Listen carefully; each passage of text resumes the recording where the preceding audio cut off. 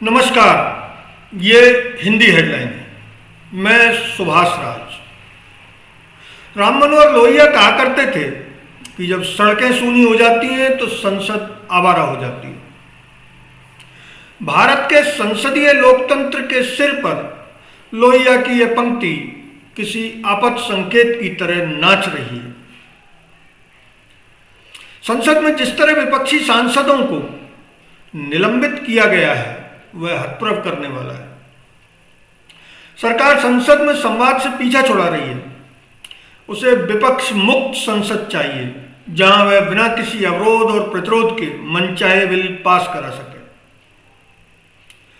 लेकिन लगभग ढीठ हो चुका विपक्ष उस सरकार से संवाद चाह रहा है जो संवाद सबसे अधिक नफरत करती है।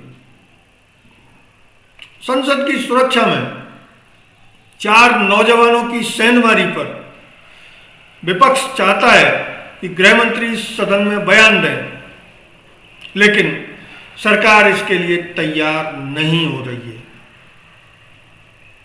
अब सवाल है कि सरकार तैयार क्यों नहीं हो रही? तो जवाब है कि युवकों को अभी दिल्ली पुलिस आतंकवादी साबित करने की कोशिश में जुटी है, लेकिन उनके साथ एक और नाम बीजेपी के मैसूरू के सांसद प्रताप सिम्हा का जुड़ा हुआ है। इन्हीं के पास और दस्तखत पर इन युवकों ने संसद में घुसपैठ की। यही वह पॉइंट है जिससे सरकार को संसद में बयान देने में झुरझुरी आ रही है। चूंकि नियम है कि सरकार किसी मुद्दे पर बयान देगी तो उस पर भले ही 1 मिनट की सही, लेकिन आसन को उस पर चर्चा की अनुमति देनी ही होगी। सरकार यही नहीं चाहती, इसलिए जाट से किसान तक सबको इस मामले में घसीटकर सरकार पूरे मामले पर मिट्टी डालना चाहती है। जब संसद में चर्चा होगी तो ये बात भी उठेगी कि आखिर वे किसकी मदद से लोकसभा तक पहुंचे। बीजेपी सांसद प्रताप सिम्हा को यह बताना पड़ेगा कि वे इन लोगों को नहीं जानते, या मानना पड़ेगा कि इनकी साजिश में वे भी शामिल हैं। दोनों स्थितियों में उन पर कार्रवाई वैसे ही कार्रवाई लाजमी हो जाएगी जैसी महुआ मोइत्रा पर पासवर्ड साझा करने के मामले में की गई है। वैसे भी ये मामला अकेले प्रताप सिम्हा को बचाने का नहीं है।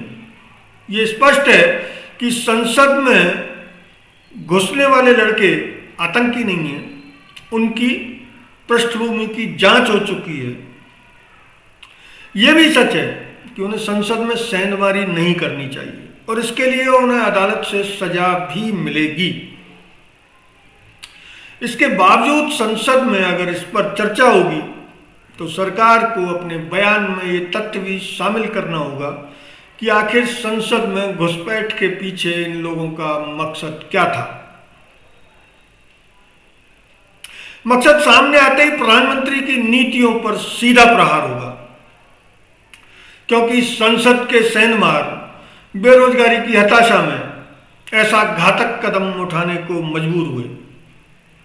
भाजपा और प्रधानमंत्री ये नहीं चाहते कि सरकार के 10 साल के शासन के नीचे बेरोजगारी की हताशा और महंगाई का कहर कुंवारों से लेकर गृहस्थों तक की गर्दन दबोचे हुए है और उन्हें हिंदुत्व की अफीम खिलाकर मूल मुद्दों से दूर रखा जा रहा है। दिलचस्पी के साथ आपको यह जान लेना चाहिए कि संवाद की विपक्षी मांग से उत्पन्न हंगामे को बीजेपी एक नया मोड़ दे रही है। इसके लिए उसने 2 दिन लगातार निलंबन के बाद विपक्ष के कुछ सांसदों की उपराष्ट्रपति जगदीप धनखड़ की मिमिक्री को मुद्दा बना लिया है। स्वयं प्रधानमंत्री को 20 साल से जारी अपना कथित अपमान याद आ गया, जबकि राजनीतिक टकराव में प्रधानमंत्री ने जितने अपशब्द झेले हैं उससे अधिक अपशब्द उनके मुखारबिंद से आज भी टपकते रहते हैं।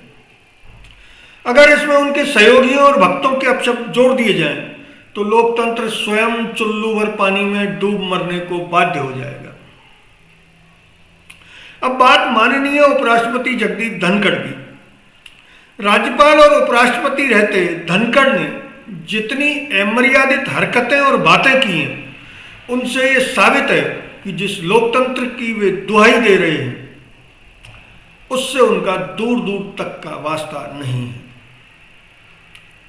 यहां तक कि ख्यातनाम एडवोकेट रहने के बावजूद इसी साल जयपुर में पीठासीन अधिकारियों के सम्मेलन में उन्होंने कौन होता है सुप्रीम कोर्ट जैसी टिप्पणी करके ये साबित कर दिया कि माननीय उपराष्ट्रपति उस संविधान की बिल्कुल इज्जत नहीं करते जिसने उन्हें उपराष्ट्रपति की कुर्सी तक पहुंचने का मौका दिया है।